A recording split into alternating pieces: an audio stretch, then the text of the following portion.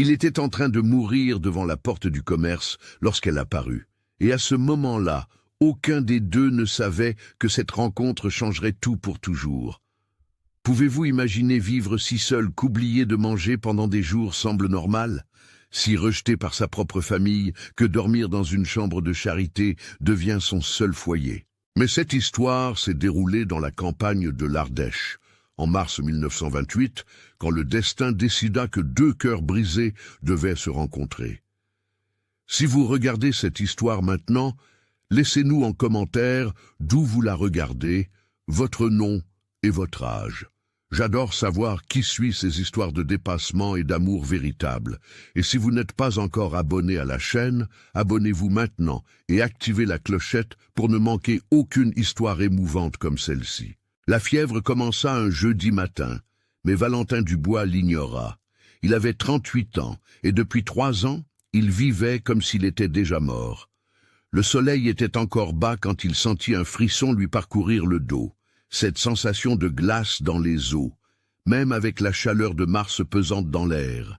Il passa sa main sur son visage et trouva sa peau chaude, moite, de sueur froide. Mais il y avait du travail à faire, toujours du travail à faire. Valentine était un homme grand, aux épaules larges, qui portait plus de poids que le seul travail de la terre.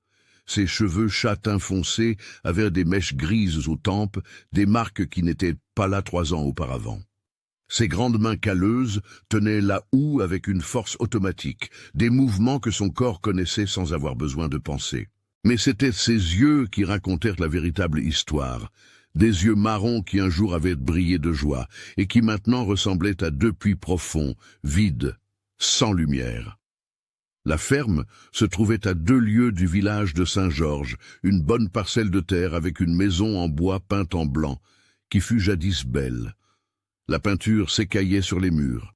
Le jardin que Lucille entretenait avec tant de soin était devenu une friche. Les rideaux de dentelle qu'elle avait brodés pendant des mois étaient encrassés, déchirés par endroits. La cuisine, où elle chantait en préparant le déjeuner, accumulait maintenant de la vaisselle sale pendant des jours. Valentin entrait et sortait de la maison comme un fantôme, mangeant peu, dormant encore moins, ne vivant que pour le travail qui le tenait suffisamment occupé pour ne pas penser. Mais penser était inévitable, surtout à l'aube, quand le silence de la maison criait son absence. Lucille avait 23 ans quand elle mourut, des cheveux noirs qui tombaient en vagues dans son dos, un rire facile qui emplissait la maison de joie, des mains petites mais fortes qui travaillaient à ses côtés du lever au coucher du soleil. Il s'était marié quand elle avait 19 ans, il en avait 35. La différence d'âge n'avait jamais importé, ils se comprenaient sans avoir besoin de beaucoup de mots. Elle complétait ses phrases. Il savait quand elle était triste, juste à la façon dont elle remuait son café. Leur mariage était le genre d'union que les gens du village commentaient avec une envie déguisée en admiration. Ils la regardaient comme si elle était la chose la plus précieuse du monde. Elle lui souriait d'une manière qui montrait clairement qu'elle était certaine d'avoir choisi le bonhomme. Pendant les premières années, la maison respirait le bonheur. Valentin se réveillait avant le soleil, juste pour la voir dormir quelques minutes de plus. Lucille préparait ses plats préférés, même lorsqu'elle était fatiguée. Quand ils découvrirent qu'elle attendait un enfant, la joie fut si grande que Valentin rénova toute la maison, peignit les murs, répara le toit, construisit un berceau en bois noble de ses propres mains. Lucille cousait de petits vêtements l'après-midi, fredonnant doucement. Ils passaient les nuits à faire des projets, à choisir des prénoms, à imaginer l'avenir. Mais l'avenir qu'ils avaient rêvé n'arriva jamais. C'était un matin d'avril, il y a 3 ans. La sage-femme fut appelée en urgence quand les douleurs commencèrent. Valentin resta devant la maison, arpentant de long en large, le cœur battant à tout rompre, chaque fois qu'il entendait un gémissement de douleur venant de l'intérieur. Les heures passèrent lentement, torturantes. Madame Claire, la voisine la plus proche, vint aider. Le soleil était haut quand tout devint silencieux, trop silencieux. La sage-femme sortit le visage pâle. Elle n'eut pas besoin de dire quoi que ce soit. Valentin sut avant qu'elle n'ouvre la bouche. Il entra dans la chambre et trouva Lucille allongée sur le lit, pâle comme la lune, ses cheveux noirs éparpillés sur l'oreiller. Il semblait qu'elle dormait, mais ce n'était pas le cas. Elle avait perdu beaucoup de sang. La sage-femme avait tout tenté, mais ce ne fut pas suffisant. Valentin tint sa main encore chaude et quelque chose en lui mourut avec elle. Il ne pleura pas à l'enterrement, ne pleura pas les jours suivants, il arrêta simplement de vivre vraiment. Il continua à se réveiller, à travailler, à manger le minimum nécessaire pour ne pas s'évanouir. Mais c'était un homme vide, une coquille sans âme. Les voisins essayèrent d'aider au début. Madame Claire apportait de la nourriture. Le père Antoine venait discuter. Quelques hommes du village offraient leur compagnie. Valentin les remerciait avec une politesse froide et fermait la porte. Il arrêta d'aller au village pour les fêtes, il arrêta d'aller à la messe le dimanche, il arrêta de converser au-delà du strict nécessaire. Quand il devait aller à l'épicerie acheter des provisions, il le faisait rapidement, sans regarder personne dans les yeux, sans s'arrêter pour les conversations qu'il aimait auparavant. Les gens cessèrent d'essayer. Il est difficile d'aider quelqu'un qui ne veut pas l'être. Valentin devint le veuf solitaire, cet homme dont tous avaient pitié, mais que personne ne savait comment atteindre. Certaines veuves de la région essayèrent de s'approcher avec le temps, apportant des gâteaux, offrant leur aide pour la maison. Il les remerciait et les congédiait. Il ne voulait pas de compagnie. Il ne voulait personne. Il voulait Lucille. Et comme il ne pouvait pas la voir, il préférait le vide. La fièvre qui commença ce jeudi s'aggrava pendant la journée. Valentin l'ignora, têtu, travaillant sous le soleil ardent de mars. Il sarcla le champ de maïs, répara la clôture arrière, nourrit les poules. Quand le soleil commença à descendre, il chancela. Sa vue s'obscurcit un instant, il s'agrippa au poteau de la clôture, respira profondément, espéra que cela passerait, mais cela ne passa pas. Le vendredi matin, il parvint à peine à sortir du lit. Son corps lui faisait mal partout, comme s'il avait été battu. Sa tête battait, sa bouche était sèche, sa langue semblable à du papier de verre. Malgré tout, il se traîna jusqu'à la cuisine, but de l'eau directement de la tasse, mangea un morceau de pain rassis. Il essaya de travailler mais abandonna au bout d'une heure. Il rentra chez lui, s'allongea dans le hamac du porche et dormit d'un sommeil agité, rempli de rêves confus. Le samedi, il savait qu'il devait aller au village chercher des médicaments. La fièvre était élevée, il transpirait et tremblait en même temps, son corps brûlant de l'intérieur. Il prépara son cheval avec difficulté, monta, se tenant fermement à la selle pour ne pas tomber. Le trajet de 2 lieues, qui prenait normalement 40 minutes, lui parut durer une éternité. Il tenait les rênes avec force, la vue brouillée, le monde tournant autour de lui. Saint-Georges était un petit village avec une rue principale en terre battue, bordée de maisons en bois et de quelques-unes en briques. L'église se trouvait au centre, imposante avec ses murs blancs et sa tour surmontée d'une cloche en bronze. De l'autre côté de la place se trouvait l'épicerie de Monsieur Georges, où les hommes se réunissaient pour jouer aux dominos et les femmes achetaient des tissus et des provisions. Il y avait aussi la poste, la petite école à une seule salle, et plus loin la maison du gendarme. Valentin descendit difficilement de son cheval devant l'épicerie. Ses jambes fléchirent. Il s'agrippa au montant de la porte, respira profondément, essayant de contrôler ses vertiges. Monsieur Georges était derrière le comptoir, rangeant des boîtes de conserve. « J'ai besoin de médicaments pour la fièvre », dit Valentin d'une voix rauque. Sa gorge lui faisait mal en parlant. Monsieur Georges le regarda et fronça les sourcils, inquiet. « Vous avez une mine affreuse, Valentin. Cette fièvre dure depuis combien de jours ?»« 3, répondit-il. « Peut-être 4. » L'épicier secoua la tête d'un air désapprobateur et alla chercher une bouteille de quinine dans le placard arrière. Valentin s'agrippa au comptoir, les mains tremblantes. Le sol semblait bouger sous ses pieds. Une vague de chaleur monta dans son corps, suivie d'un froid intense. Il cligna des yeux, essayant de focaliser sa vision qui s'embrouillait de plus en plus. Monsieur Georges revint avec le remède et s'arrêta au milieu du chemin. « Valentin !» l'appela-t-il d'une voix alarmée, mais Valentin ne répondit pas. Le monde tourna violemment. Les murs de l'épicerie s'inclinèrent et l'obscurité l'engloutit. Il tomba lourdement sur le plancher en bois, le bruit de son corps heurtant le sol, résonnant dans le magasin vide. À cet instant précis, de l'autre côté de la place, Cécile Moreau marchait en direction de l'église, un paquet de tissus sous le bras. Elle avait 27 ans, mais portait le poids de quelqu'un qui avait vécu bien plus. Ses cheveux châtains étaient attachés en un chignon serré à la nuque, quelques mèches rebelles s'échappant autour de son visage aux traits délicats.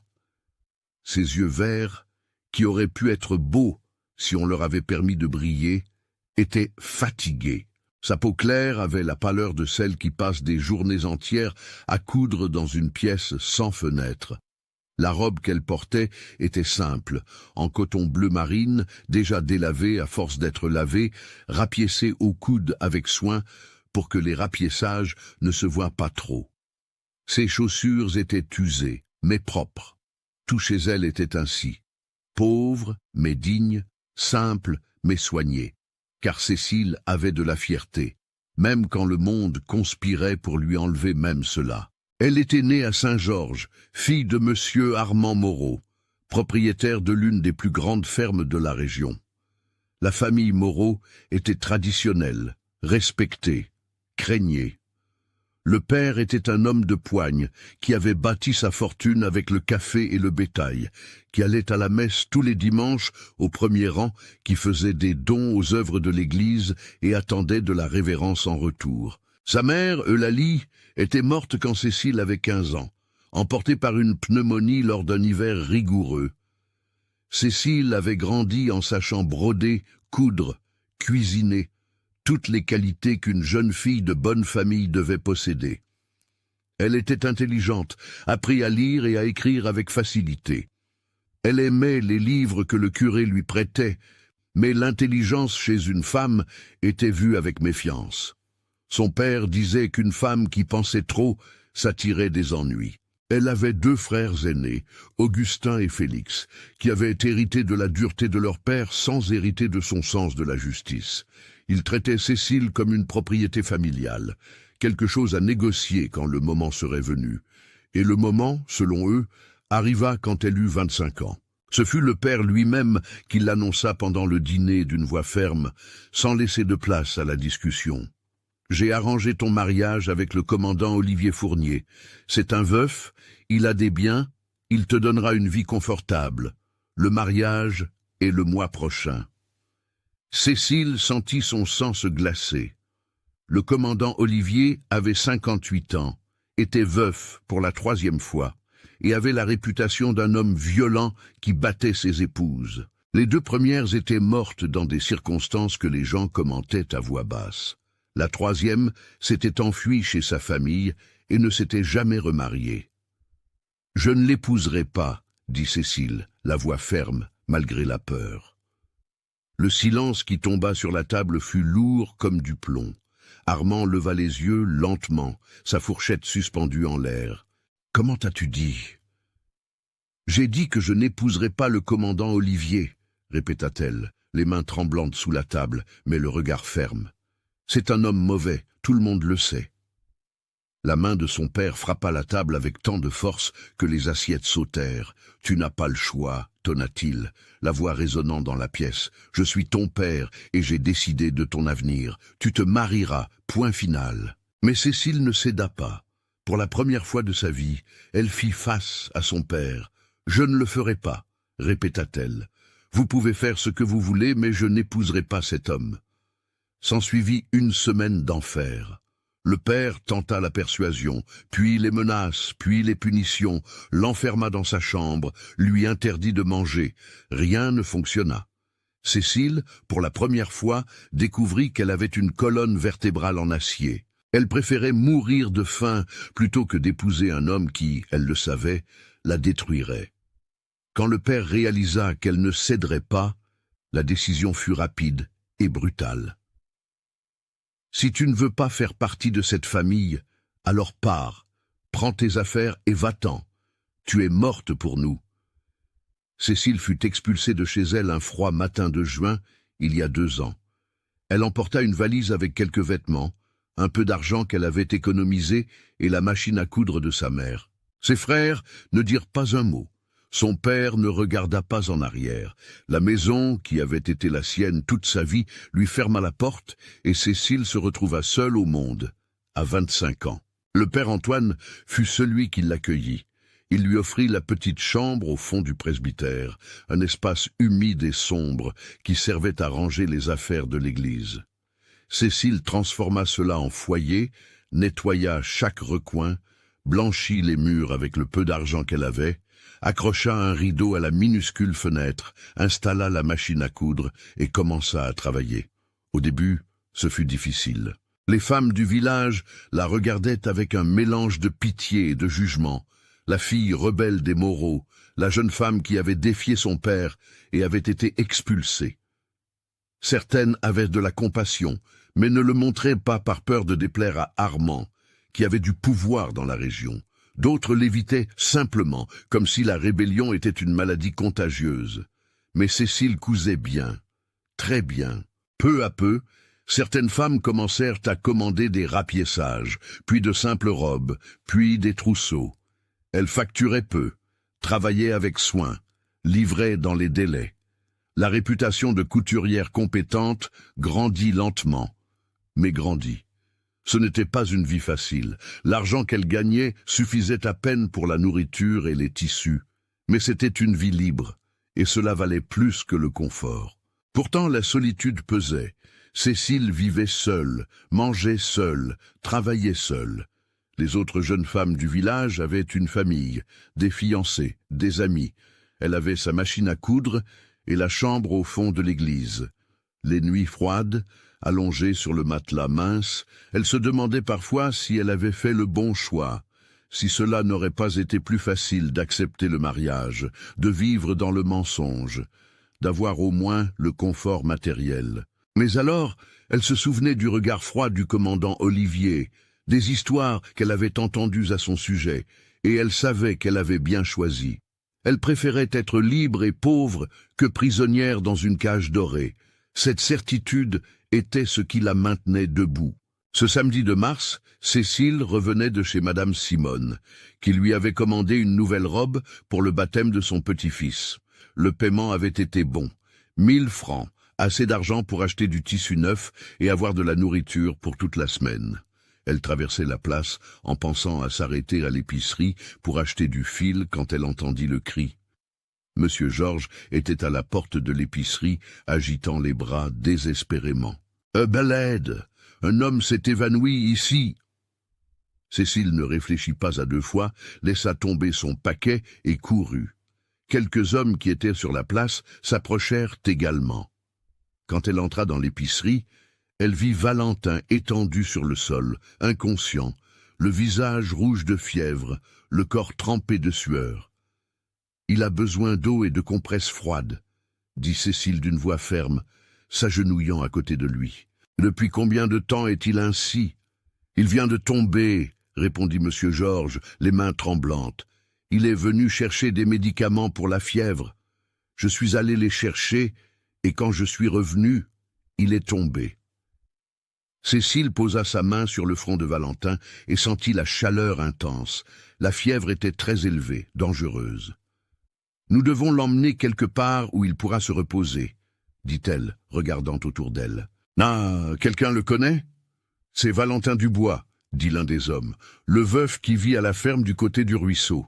Il vit seul, n'a personne pour s'occuper de lui. » Cécile regarda l'homme inconscient sur le sol, et quelque chose remua dans sa poitrine. Elle connaissait la solitude, elle savait ce que c'était de n'avoir personne, et elle n'allait pas laisser quelqu'un mourir par manque de soins. « Emmenez-le au presbytère, » décida-t-elle. « Je m'occupe de lui. » Il y eut des murmures parmi les hommes. Une jeune femme célibataire s'occupant d'un homme seul. Ce n'était pas approprié, mais Cécile les ignora. « Allons chercher le père Antoine, » demanda-t-elle, « et que quelqu'un apporte de l'eau fraîche et des linges propres. » Les hommes transportèrent Valentin au presbytère. Cécile prépara un simple lit dans le salon, indiquant où le placer. Le père Antoine arriva, inquiet, fronçant les sourcils en voyant la situation, mais ne dit rien. Il connaissait Cécile suffisamment bien pour savoir que quand elle décidait quelque chose, il était inutile d'argumenter. Pendant 3 jours, Cécile s'occupa de Valentin avec un dévouement qui la surprit elle-même. Elle changeait les compresses froides sur son front toutes les heures. Elle préparait des tisanes qui aidaient à faire baisser la fièvre, essuyait la sueur, mouillait ses lèvres desséchées avec de l'eau. Elle dormit sur la chaise à côté de lui, se réveillant au moindre bruit, attentive au moindre changement. Valentin délirait de fièvre, appelait Lucile, murmurait des mots sans sens, se débattait parfois. Cécile lui tenait la main, parlait doucement, lui disant que tout allait bien, qu'il allait guérir. Elle ne savait pas s'il l'entendait, mais continuait de parler quand même. L'après-midi du 3e jour, la fièvre finit par céder. Valentin ouvrit lentement les yeux, la vision brouillée, confus. Il cligna des yeux, essayant de se concentrer, et la première chose qu'il vit fut le visage de Cécile penché sur lui, ses yeux verts remplis d'inquiétude et de fatigue. « Où suis-je » demanda-t-il d'une voix faible, rauque, après des jours sans l'utiliser. « Au presbytère » répondit Cécile, un petit sourire de soulagement apparaissant sur son visage. « Vous vous êtes évanoui à l'épicerie. Nous vous avons emmené ici. » Valentin tenta de s'asseoir, mais son corps était faible. Cécile posa doucement sa main sur son épaule. « Doucement. Vous avez eu une forte fièvre pendant 3 jours. Vous avez besoin de vous reposer. » Il la regarda avec plus d'attention. « Qui êtes-vous »« Je m'appelle Cécile Moreau.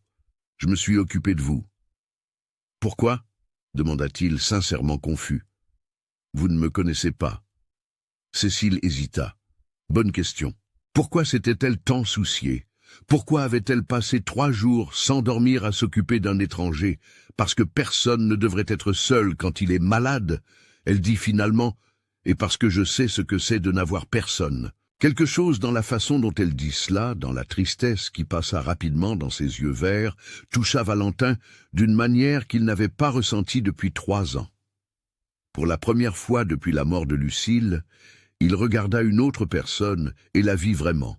Il vit une femme fatiguée mais forte, seule mais résistante, triste mais douce. « Merci » dit-il, et cela signifiait plus qu'un simple remerciement pour les soins. Cécile acquiesça. « Je vais vous chercher un bouillon. Vous avez besoin de manger. » Elle sortit de la pièce et Valentin resta allongé, regardant le plafond. Son corps était faible, mais son esprit était clair pour la première fois depuis des jours. Il pensa à la femme aux yeux verts qui s'était occupée de lui. Il pensa à sa manière douce mais ferme. Il pensa à la façon dont, 3 ans auparavant, il aurait ignoré tout cela. Mais maintenant, à ce moment fragile de quasi-mort et de récupération, quelque chose avait fissuré le mur qu'il avait construit autour de son cœur. Les 2 jours suivants, pendant que Valentin reprenait des forces, ils conversèrent.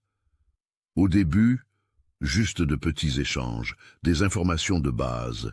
Il raconta qu'il était veuf, qu'il vivait seul à la ferme. Elle raconta qu'elle cousait, qu'elle vivait dans la chambre de l'église. Aucun des deux n'entra dans les détails douloureux. Pas encore, mais il y avait quelque chose dans sa présence qui calmait Valentin. Cécile n'avait pas pitié de lui, ne posait pas de questions gênantes.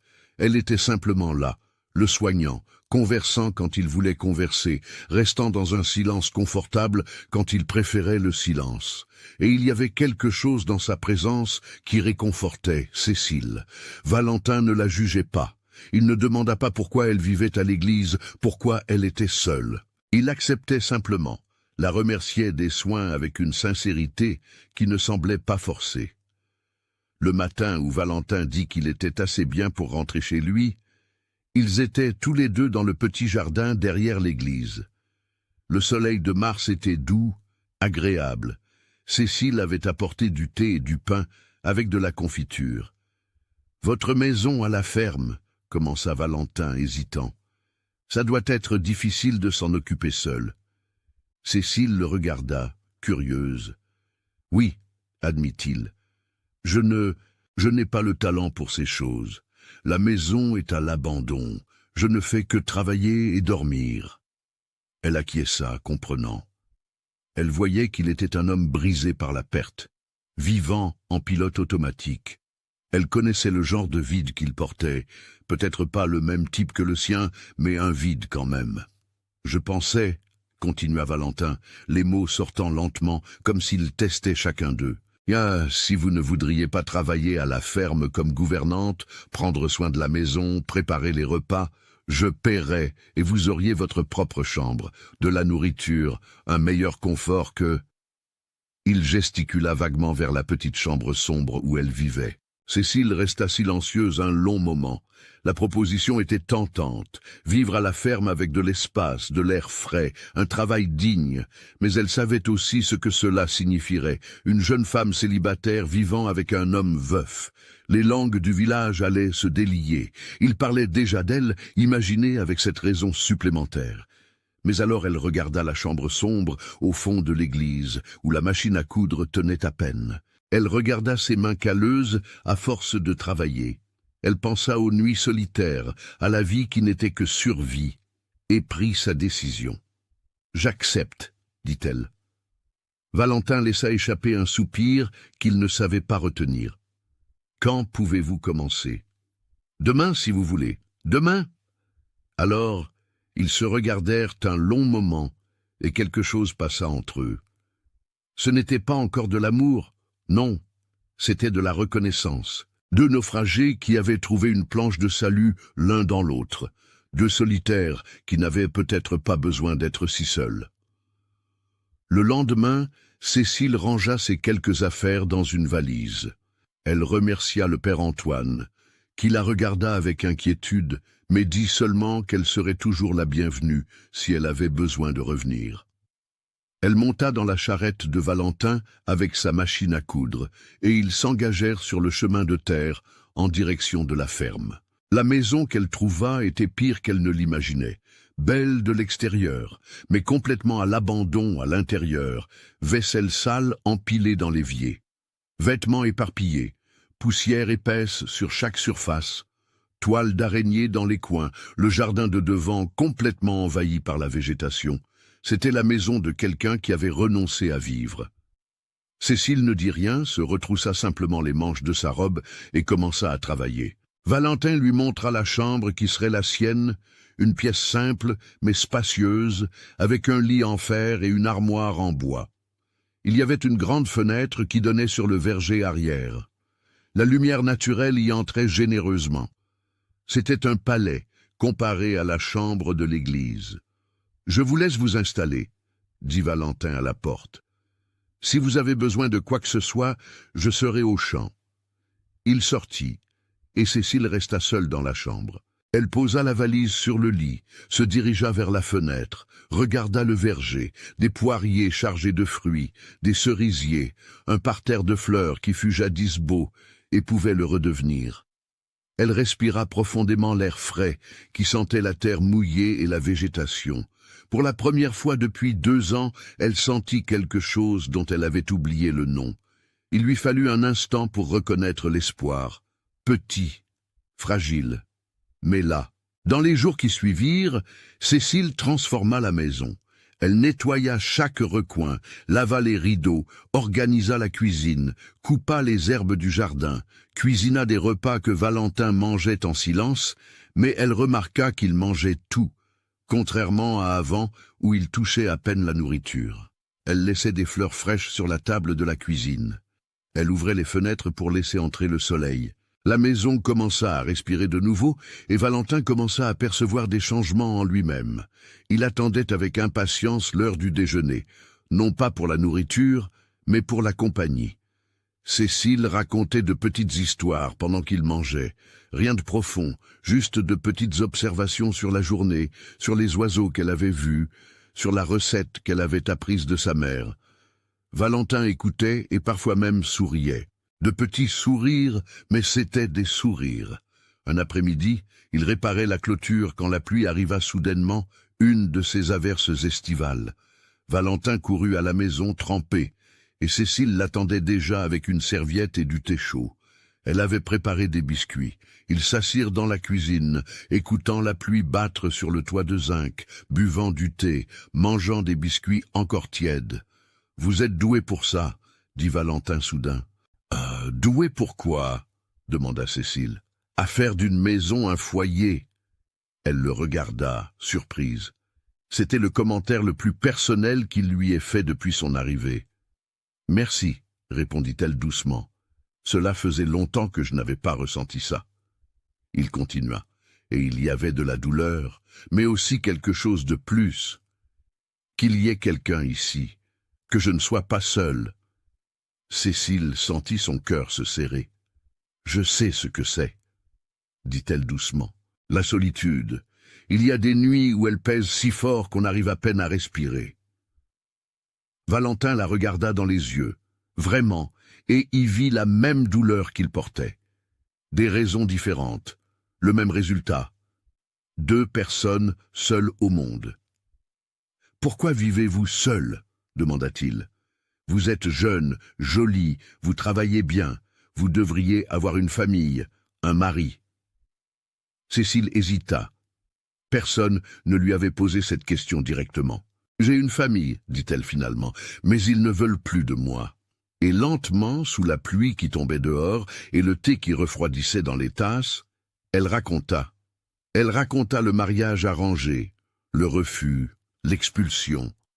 Valentin écoutait en silence, la mâchoire se crispant quand elle décrivait le commandant Olivier, les yeux s'assombrissant de colère quand elle raconta comment son père l'avait chassée de chez elle. « Vous avez fait le bon choix, » dit-il quand elle eut fini. « C'était courageux, la plupart auraient cédé. » « Je ne sais pas si c'était du courage ou de l'entêtement, » dit Cécile avec un petit rire sans joie. « Y a-t-il une différence ?» demanda Valentin. Et il y avait un petit sourire sur ses lèvres. C'était la première fois qu'elle le voyait sourire vraiment. Cela changeait tout son visage, faisait briller un peu ses yeux, le faisait paraître plus jeune, moins brisé. « Et vous ?» Cécile osa demander. « Comment avez-vous perdu votre femme ?» Le sourire disparut, mais il ne détourna pas le regard. « Des complications à l'accouchement, » dit-il simplement. « Il y a 3 ans. Elle s'appelait Lucille. » « Je suis désolé, » dit Cécile, et c'était sincère. « Moi aussi. » Valentin regarda la fenêtre où la pluie ruisselait. « J'ai arrêté de vivre quand elle est morte. J'existais seulement, mais je ne vivais pas. »« Et maintenant ?» demanda-t-elle doucement. Il la regarda. « Maintenant, je ne sais pas, mais il est moins difficile de se réveiller le matin. » Ils restèrent en silence, mais c'était un silence confortable. 2 cœurs blessés partageant leur douleur sans jugement, sans attente, juste de la compréhension. La pluie passa, le soleil revint, illuminant la cuisine propre qui sentait les biscuits fraîchement cuits. Valentin retourna travailler au champ. Cécile retourna à ses tâches ménagères, mais quelque chose avait changé entre eux. Une porte s'était ouverte, juste une fente, mais assez pour laisser passer la lumière. Les jours passèrent et devinrent des semaines. La routine s'installa. Valentin se réveillait tôt. Cécile était déjà à la cuisine, préparant le café. Ils prenaient le café ensemble, parfois conversant, parfois en silence. Il allait au champ, elle s'occupait de la maison, ils déjeunaient ensemble. L'après-midi, ils travaillaient, elle cousait sur la véranda, ils dînaient ensemble. Le soir, ils lisaient un vieux journal, elle brodait, parfois ils conversaient. C'était de petits moments. Il lui apprenait à reconnaître quand le maïs était prêt à être récolté. Elle lui montrait comment faire le pain qu'il aimait tant. Il lui apportait des fleurs des champs pour qu'elle les mette sur la table. Elle rapiéçait sa chemise préférée avec soin. Un jour, Valentin lui apprenait à planter des tomates dans le potager. Il se tenait derrière elle, lui montrant comment faire le trou à la bonne profondeur. Ses mains guidèrent les siennes dans la terre. Ce fut un moment bref, simple, mais tous deux le sentirent. La petite électricité du contact, la chaleur qui n'était pas seulement celle du soleil, le cœur s'accélérant sans raison apparente. Ils s'éloignèrent rapidement gênés, mais la graine avait été plantée et ce n'était pas seulement celle des tomates. Une autre nuit, Cécile n'arrivait pas à dormir. Elle descendit à la cuisine chercher de l'eau et trouva Valentin assis dans l'obscurité du porche, regardant le ciel étoilé. « Puis-je vous tenir compagnie ?» demanda-t-elle doucement. « S'il vous plaît. » répondit-il. Elle s'assit sur la chaise à côté de lui. Ils restèrent silencieux un moment, regardant juste les étoiles. Finalement, Valentin parla. « J'avais l'habitude de m'asseoir ici avec Lucille. Nous passions des heures à parler de tout et de rien. Quand elle est morte, j'ai arrêté de venir sur le porche. C'était trop douloureux. »« Et maintenant ?» demanda Cécile doucement. « Maintenant, ça fait encore mal. Mais c'est une douleur différente. Ce n'est pas une douleur qui tue. C'est une douleur qui rappelle que j'ai vécu quelque chose de beau. » Elle devait être très spéciale. Elle l'était. Valentin regarda Cécile. « Et j'aimerais toujours son souvenir, mais je ne peux pas vivre seulement de souvenirs pour toujours. Non, vous ne pouvez pas. » Cécile acquiesça. « Les vivants doivent vivre. Les vivants doivent vivre, » répéta-t-il comme s'il testait l'idée. Puis il ajouta plus bas. « Et les solitaires n'ont peut-être pas besoin de rester solitaires pour toujours. » Cécile sentit son cœur s'emballer, le regarda et vit qu'il la regardait déjà. Dans ses yeux, il y avait quelque chose de nouveau, quelque chose qui n'était pas seulement de la gratitude ou de l'amitié, c'était de l'intérêt, c'était une possibilité, c'était le début de quelque chose que tous deux avaient peur de nommer. Mais avant que l'un d'eux ne puisse dire autre chose, le bruit de chevaux qui approchaient brisa le moment. Ils se levèrent alarmés. Des visites à cette heure de la nuit n'étaient pas normales. Valentin descendit du porche, tandis que Cécile restait sur la dernière marche, le cœur battant à tout rompre pour une raison différente. Maintenant, 2 cavaliers apparurent dans la faible lumière de la lune. Quand ils s'approchèrent, Cécile sentit son sang se glacer, elle reconnut les chevaux, reconnut les hommes. C'étaient ses frères, Augustin et Félix Moreau, et à leur visage fermé, ce n'était pas une visite amicale. Augustin Moreau descendit de cheval d'un mouvement brusque, sa botte claquant fort sur la terre. Il avait 35 ans. Il était grand comme son père, avec le même regard dur et la même mâchoire carrée. Félix, 3 ans plus jeune, le suivait de près. Tous deux portaient des vêtements d'équitation coûteux, des chapeaux de cuir fin, des éperons qui tintaient à chaque pas. C'étaient des hommes habitués à être obéis. « Cécile » dit Augustin sans salutation, sans gentillesse. Sa voix était un ordre, pas un appel. « Je suis venu te chercher. » Valentin se plaça instinctivement entre les frères et Cécile. « Bonsoir, » dit-il d'une voix calme, mais ferme. « Je suis Valentin Dubois, propriétaire de cette ferme. En quoi puis-je vous aider ?» Augustin le mesura d'un regard de mépris. « Ce n'est pas votre affaire, c'est une question de famille. Ma sœur rentre chez nous maintenant. » Cécile descendit les marches du porche, la peur initiale cédant la place à la colère. « Je ne vais nulle part avec vous, » dit-elle, la voix tremblante mais déterminée. « J'ai cessé d'être votre famille, il y a 2 ans, vous vous souvenez, quand vous m'avez jeté à la rue comme un chien. »« Tu as déshonoré notre nom, » cracha Félix. « Mais papa est prêt à pardonner si tu reviens maintenant. »« Pardonner ?» Cécile rit sans humour. « Pardonner quoi ? De ne pas avoir accepté d'épouser un homme qui bat les femmes, d'avoir choisi ma propre vie ?» Augustin fit un pas en avant, menaçant. « Tu ne choisis rien. Tu es une Moreau, tu as des obligations, et maintenant tu es ici, faisant une honte encore pire, vivant avec un homme qui n'est même pas ton parent sans être marié. Tout le village en parle. » C'est alors que Valentin comprit. Ce n'étaient pas seulement des frères inquiets, c'étaient des hommes préoccupés par leur réputation, par ce que les gens diraient. « Madame Cécile travaille ici comme gouvernante, » dit-il d'une voix froide. « Elle gagne un salaire honnête pour un travail honnête, elle a sa propre chambre et est traitée avec respect. Il n'y a rien de mal à cela. »« Gouvernante ?» Augustin cracha pratiquement le mot. Tout le monde sait ce que fait une femme célibataire vivant avec un homme seul.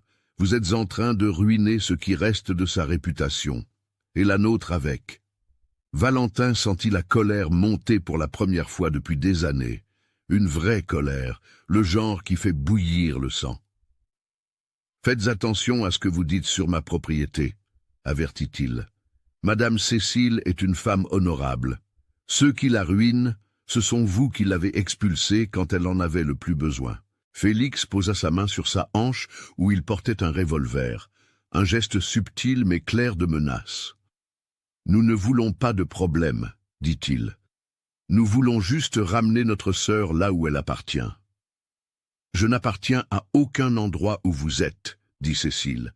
Et il y avait de la force en elle maintenant, une force qui venait de mois de survie, de travail acharné, de dignité maintenue contre vent et marée. Vous m'avez abandonné. Maintenant, vous ne pouvez pas simplement décider que vous voulez me récupérer parce que je vous cause de l'embarras. Ce n'est pas toi qui décides, dit Augustin, faisant un pas de plus. Papa nous a envoyés te chercher et nous ne repartons pas sans toi. Valentin bougea, se plaçant complètement entre Cécile et les frères. Elle ne partira pas, dit-il simplement. Sa voix était basse, mais il y avait de l'acier en elle. L'acier d'un homme qui avait peu à perdre et qui ne permettrait pas une injustice devant lui. Les deux frères échangèrent des regards. Augustin mesura Valentin d'un œil calculateur. Il était plus petit que les Moreau, mais il y avait quelque chose en lui, une fermeté qui n'était pas là à leur arrivée. Ce n'était pas un homme qui céderait facilement. Vous ne savez pas à qui vous vous attaquez, avertit Augustin. Notre père est un homme puissant dans la région. Il peut vous rendre la vie très difficile. Qu'il le fasse alors, répondit Valentin sans hésiter. Je n'ai pas peur d'un homme qui expulse sa propre fille. Il y eut un silence tendu. Cécile voyait la main de Félix encore près du revolver. Son cœur battait si fort qu'il semblait qu'il allait sortir de sa poitrine. Valentin se mettait en danger pour elle. Il défiait l'une des familles les plus puissantes de la région pour elle. « Ça ne va pas en rester là, » dit Augustin, reculant finalement d'un pas.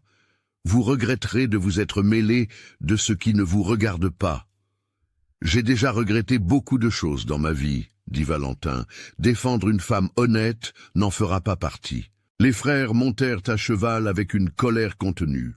Augustin regarda Cécile une dernière fois. « Quand papa saura ça, il y aura des conséquences pour vous et pour votre patron. » Ils partirent au galop, la poussière s'élevant derrière eux sur le chemin. Valentin et Cécile restèrent immobiles dans le silence qui suivit, le cœur de tous deux battant encore. Finalement, elle laissa échapper l'air qu'elle retenait. « Vous n'auriez pas dû faire ça, » dit-elle doucement. « Maintenant, ils vont vous rendre la vie infernale. »« Qu'ils essaient, » répondit Valentin, mais quand il la regarda, son expression s'adoucit. « Vous allez bien ?»« Oui. » Elle mentit. Ses mains tremblaient. Valentin le vit et, sans réfléchir, prit ses mains dans les siennes. Elles étaient grandes et calleuses, chaudes et fermes. Il tint ses mains avec une douceur qui contrastait avec la force qu'il avait démontrée quelques minutes auparavant. « Personne ne vous enlèvera d'ici contre votre volonté, » dit-il, la regardant dans les yeux verts. « Tant que vous voudrez rester, vous resterez, peu importe qui vient. » Cécile sentit les larmes lui brûler les yeux. Il y a 2 ans, personne ne la défendait. Personne ne se tenait à ses côtés. Et maintenant, cet homme qu'elle connaissait depuis quelques semaines était prêt à affronter une famille puissante pour elle. « Pourquoi ?» demanda-t-elle, la voix se brisant. « Pourquoi faites-vous ça pour moi ?» Valentin hésita, ses mains tenaient toujours les siennes. « Parce que vous m'avez rappelé ce que c'est de ressentir quelque chose au-delà du vide, » dit-il finalement. « Parce que vous avez ramené la vie dans cette maison, en moi, et parce que... » Il s'arrêta cherchant ses mots. « Parce que quand je vous regarde pour la première fois depuis 3 ans, je sens que l'avenir n'est peut-être pas seulement un désert vide devant moi. » Le crépuscule tomba, leurs mains entrelacées, leurs yeux fixés l'un sur l'autre. Le petit espace qui les séparait semblait vibrer d'un non-dit, mais fortement ressenti. Cécile fit un pas en avant. Valentin ne recula pas. Ils étaient si près maintenant qu'elle pouvait voir les petites rides autour de ses yeux, la mèche grise qui traversait sa tempe, la façon dont sa respiration s'était accélérée. « Valentin » murmura-t-elle. Ce n'était pas une question, ce n'était pas une affirmation, c'était juste son nom, mais chargé de tout ce qu'elle ne savait pas dire. Il leva la main lentement, hésitant, et toucha son visage. Le toucher était léger, comme une aile de papillon, comme s'il avait peur qu'elle disparaisse. Les doigts calleux tracèrent la ligne de sa mâchoire, et Cécile ferma les yeux, sentant la chaleur de ce simple contact se répandre dans tout son corps. Mais alors, Valentin recula, laissant tomber sa main. « Mais il est encore tôt, » dit-il doucement. « Pour moi, pour vous, pour ça. » Cécile ouvrit les yeux et vit la lutte sur son visage. Le désir contre la culpabilité, la volonté d'aller de l'avant contre la peur de trahir la mémoire. Elle comprit et ressentit la même chose, même avec le cœur serré de déception et de soulagement mêlés. « Vous avez raison, » acquiesça-t-elle. « Il est tôt. » « Mais un jour peut-être que non, » dit-il, et il y avait une promesse dans ces mots. « Un jour, peut-être que non, » répéta-t-elle. Ils rentrèrent dans la maison, chacun dans sa chambre, mais aucun des deux ne dormit vraiment cette nuit-là. Cécile, allongée, regardant le plafond, la main sur son visage où il l'avait touché. Valentin, assis au bord du lit, la tête dans les mains, se demandant s'il était prêt à ressentir de nouveau, s'il avait le droit de ressentir de nouveau. Les jours qui suivirent furent étranges. Il y avait une nouvelle tension entre eux, mais ce n'était pas une mauvaise tension, c'était une conscience. Conscience de chaque contact accidentel, de chaque regard qui durait une demi-seconde de plus, de chaque sourire partagé. Ils dansaient autour de ce qui grandissait entre eux sans encore oser le nommer. Si vous avez aimé cette histoire jusqu'à présent, n'oubliez pas de laisser un j'aime et de la partager avec quelqu'un qui aime aussi les histoires émouvantes d'amour véritable. Une semaine après la visite des frères, Valentin alla au village chercher des provisions. Il revint le visage fermé, les épaules tendues. Cécile remarqua immédiatement que quelque chose s'était passé.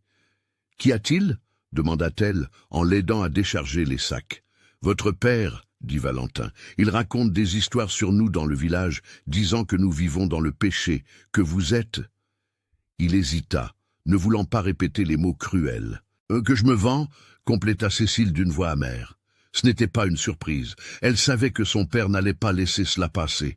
Valentin sentit sa mâchoire se serrer de colère. « Il dit aussi que je suis un profiteur, que j'ai profité de votre désespoir pour vous avoir. » Il ne finit pas. Cécile sentit la honte lui brûler les joues, non pas à cause de l'accusation elle-même, car elle savait que c'était faux, mais parce qu'elle savait ce que cela signifiait. Les gens allaient croire. Ils croyaient toujours les puissants, et M. Armand Moreau était très puissant. « Les gens ont cru » demanda-t-elle doucement. « Certains oui, d'autres, je ne sais pas. Monsieur Georges de l'épicerie m'a regardé avec mépris. Madame Simone a tourné la tête quand je suis passé, mais Madame Claire est venue me parler. Elle a dit qu'elle ne croyait pas un mot, et que nous étions victimes d'une injustice. Il y a toujours ceux qui croient, et ceux qui ne veulent pas croire, dit Cécile fatiguée. Et les puissants gagnent toujours cette bataille. Pas toujours, dit Valentin avec fermeté. Non, si on ne les laisse pas faire. Comment ne pas les laisser faire ? Demanda Cécile. Ce ne sont que nos mots contre les siens. Et il a de l'argent, des propriétés, de l'influence. Nous n'avons rien de tout cela. Nous avons la vérité, dit Valentin, et nous avons la dignité. Et s'il le faut, il s'arrêta réfléchissant, s'il le faut, nous mettrons fin à cette histoire une bonne fois pour toutes. Comment ? En nous mariant, dit-il simplement. Le silence qui tomba fut profond. Cécile le regarda avec de grands yeux, ne sachant pas si elle avait bien entendu. En nous mariant, répéta-t-elle. Valentin semblait aussi surpris qu'elle par sa propre suggestion, mais maintenant qu'il l'avait dite, il ne recula pas. « Réfléchissez bien, dit-il. Si nous nous marions, les ragots s'arrêtent, votre père n'aura plus rien à dire, vous serez protégé légalement. Et moi ?» Il hésita. « Je ne me sens plus aussi seul avec vous ici. »« Mais vous ne m'aimez pas, » dit Cécile doucement. « Vous aimez toujours Lucille. » « J'aimerais toujours son souvenir, » admit Valentin. « Mais elle est partie, Cécile, Elle est partie, et je suis resté. Et rester seul pour le reste de ma vie ne la ramènera pas. Sa voix s'adoucit. Je vous apprécie.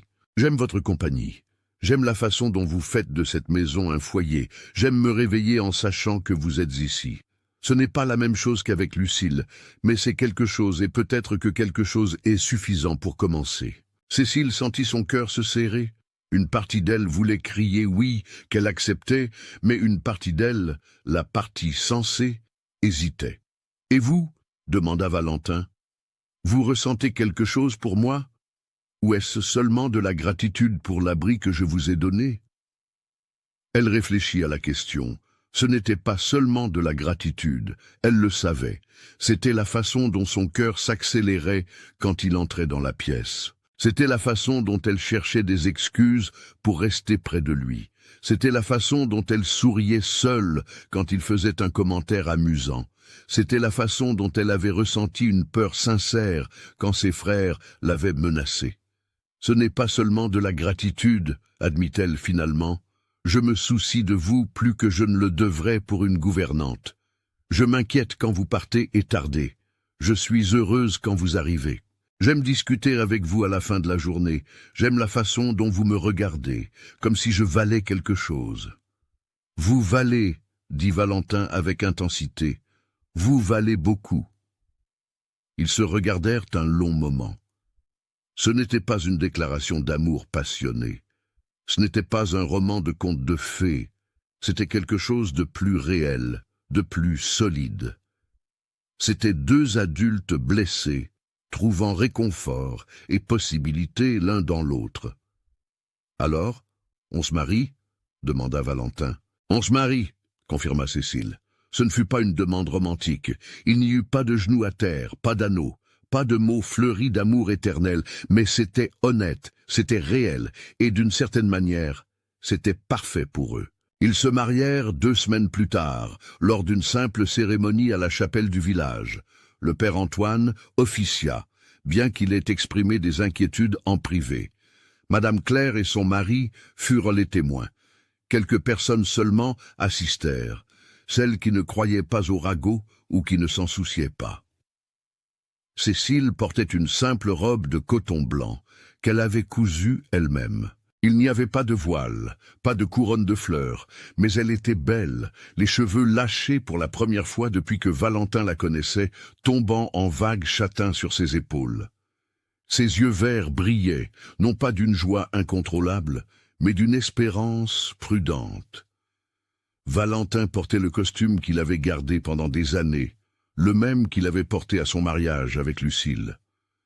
Une partie de lui se sentait coupable de cela, mais c'était le seul costume qu'il avait. Il était plus ample maintenant. Il avait maigri pendant ces années de solitude, mais il était propre, bien repassé, grâce à Cécile. La cérémonie fut rapide, les mots traditionnels furent prononcés, les vœux furent échangés. Quand le père Antoine dit qu'ils pouvaient s'embrasser, il y eut une hésitation. C'était leur premier baiser. Valentin se pencha lentement, lui laissant le temps de reculer si elle le voulait. Elle ne recula pas. Leurs lèvres se rencontrèrent dans un contact bref, chaste, mais il y avait une promesse en lui. Quand ils sortirent de la chapelle, en tant que mari et femme, le soleil était fort. La petite foule jeta du riz. Madame Claire pleurait d'émotion. Mais de l'autre côté de la place, Cécile vit son père et ses frères. Ils ne s'approchèrent pas, mais leur regard était d'une pure colère. Le père cracha par terre, montrant son mépris avant de tourner le dos et de partir. Cécile sentit la douleur familière du rejet, mais alors elle sentit la main de Valentin serrer la sienne, ferme et chaude. Elle le regarda et vit un soutien silencieux. « Vous avez une famille maintenant », dit-il doucement. « Moi. » La fête fut petite chez Madame Claire. De la nourriture simple mais abondante, des rires sincères, une joie modeste.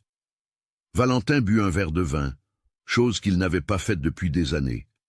Cécile mangea à sa faim pour la première fois depuis longtemps. Ils dansèrent une valse maladroite dans la pièce exiguë, riant de leurs propres faux pas. Quand ils rentrèrent à la ferme, il faisait déjà nuit. La lune était pleine, illuminant la route d'argent. Aucun des deux ne parla pendant le trajet. Il y avait une tension, mais c'était une tension d'anticipation, de ne pas savoir à quoi s'attendre de leur première nuit ensemble. Quand ils arrivèrent à la maison, Valentin alluma les lanternes. Cécile resta immobile dans le salon, soudain nerveuse. Ils n'avaient pas parlé de cette partie, de ce que le mariage signifiait au-delà des papiers signés et de la protection légale. Valentin remarqua sa nervosité. « Votre chambre reste la vôtre, dit-il doucement. Vous n'avez rien à changer si vous ne voulez pas. Ce mariage peut être ce que nous voulons qu'il soit. » Cécile le regarda. Cet homme qui était devenu son mari, mais qui restait un mystère à bien des égards. « Et qu'est-ce que vous voulez qu'il soit » demanda-t-elle doucement. Il s'approcha lentement. « Je veux qu'il soit réel. » Il dit.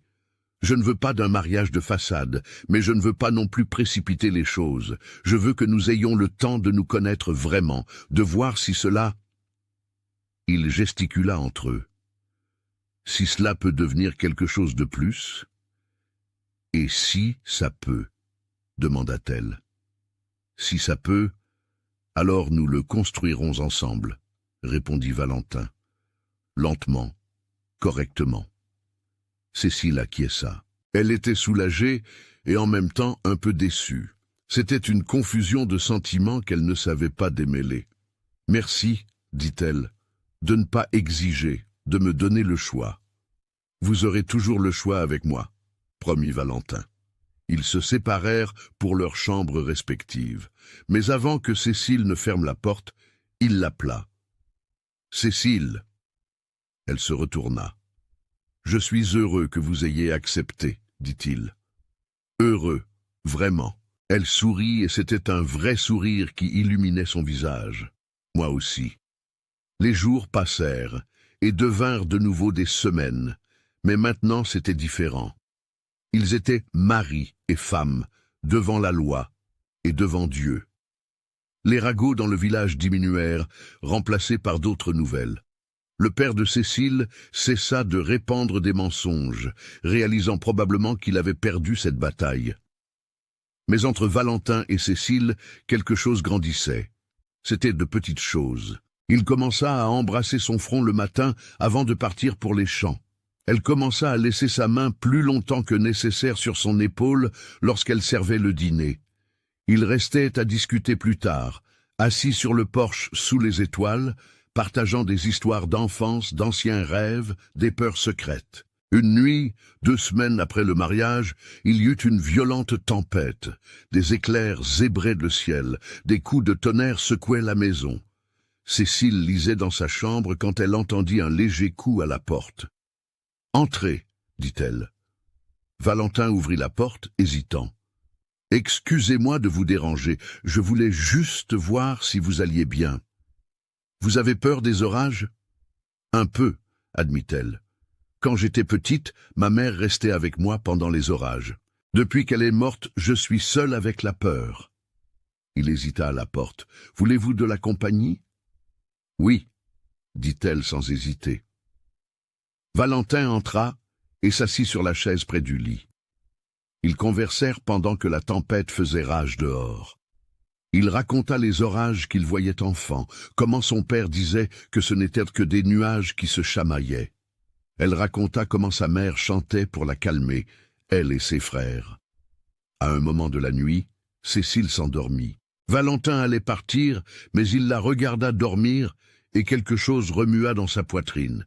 Elle semblait plus jeune en dormant, plus vulnérable, ses traits doux, ses cheveux éparpillés sur l'oreiller, belle d'une manière qu'il avait commencé à percevoir de plus en plus. Il la couvrit avec la couverture, avec soin pour ne pas la réveiller. Il resta là à l'observer un instant et réalisa avec surprise et une touche de peur qu'il commençait à ressentir quelque chose de plus profond que l'amitié ou la commodité. Il commençait à vraiment s'attacher, peut-être même plus que cela. Il retourna dans sa chambre, mais eut du mal à s'endormir. Il pensa à Lucille, à ce que cela ferait de ressentir quelque chose pour une autre personne après si longtemps, si c'était une trahison, ou si c'était juste continuer à vivre. Il décida que Lucille, qui était bonne et généreuse, n'aurait pas voulu qu'il vive seul pour toujours. Elle aurait voulu qu'il soit heureux.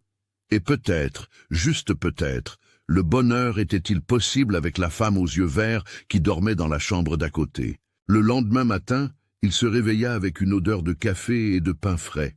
Il descendit et trouva Cécile dans la cuisine, les cheveux encore ébouriffés par le sommeil, les pieds nus, fredonnant doucement. La scène était si domestique, si accueillante, qu'il s'arrêta à la porte, juste à observer. Elle remarqua sa présence et se tourna en souriant. « Bonjour, dit-elle. J'ai fait du pain frais, il est encore chaud. »« Bonjour, répondit-il, et il y avait une tendresse dans sa voix qui n'était pas là auparavant.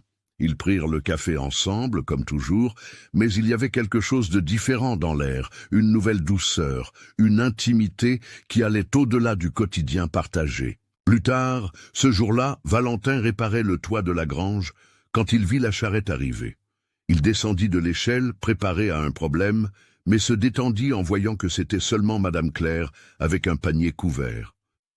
Cécile sortit pour accueillir la voisine. Les deux femmes conversèrent joyeusement tandis que Valentin observait de loin. C'était bon de voir Cécile rire, ayant une amie, étant traitée avec le respect qu'elle méritait. Madame Claire avait apporté des douceurs et des recettes, et resta pour le thé de l'après-midi. Quand la voisine partit, Cécile retourna à la cuisine, radieuse. « Elle m'a invitée au groupe de couture de l'église », raconta-t-elle avec enthousiasme. « Les femmes se réunissent tous les mercredis pour coudre et discuter. Je peux y aller ?»« Bien sûr que vous pouvez, » dit Valentin. « Pourquoi ne pourriez-vous pas ?»« Je ne sais pas, » dit-elle. « Je pensais que vous ne voudriez peut-être pas que je sorte. »« Cécile, » dit-il, « vous n'êtes pas une prisonnière, vous êtes mon épouse, pas ma propriété. Vous pouvez aller où vous voulez, faire ce que vous voulez. Je vous demande seulement d'être heureuse. » Elle le regarda avec une gratitude qui était presque une douleur.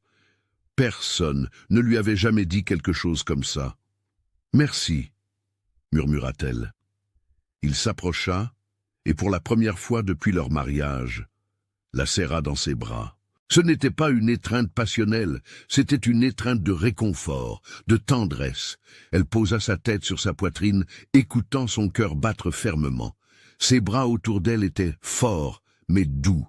Quand ils se séparèrent, leurs yeux se rencontrèrent. Il y avait quelque chose là, quelque chose qui grandissait, prenant forme. Valentin leva la main et écarta une mèche de cheveux de son visage. Le contact s'attarda sur sa joue. « Cécile, » commença-t-il. Sa voix était rauque. « Mais il fut interrompu par un bruit fort venant de la route. Des chevaux s'approchant à toute vitesse. Beaucoup de chevaux. Ils se séparèrent rapidement et sortirent voir ce que c'était. Ce qu'ils virent leur glaça le sang. Un groupe de 10 hommes à cheval, mené par monsieur Armand Moreau et ses fils, tous armés, tous avec des expressions sombres. « Valentin Dubois !» cria Armand d'une voix tonitruante. « Je veux vous parler maintenant. » Valentin plaça Cécile derrière lui instinctivement. « Vous pouvez parler d'où vous êtes, » répondit-il. Armand descendit de cheval lentement, un homme grand et imposant qui inspirait respect et peur. « J'ai appris que vous avez épousé ma fille, » dit-il. « Nous nous sommes mariés, oui, légalement, devant Dieu et des témoins. »« Sans ma permission, » accusa le fermier. « Elle a 27 ans, elle n'a pas besoin de permission, » répliqua Valentin. Armand serra les poings, mais contrôla sa colère. « Je suis venu faire une proposition, » dit-il. « Nous annulons ce mariage, vous recevez une bonne compensation financière et ne vous approchez plus jamais de ma fille. »« Non, » dit Valentin simplement. « Non » répéta le fermier, incrédule. « Savez-vous combien d'argent j'offre ?»« Je m'en fiche, » dit Valentin. « Ma femme n'est pas à vendre, et même si elle l'était, c'est elle qui décide, pas moi. » Armand regarda Cécile derrière Valentin.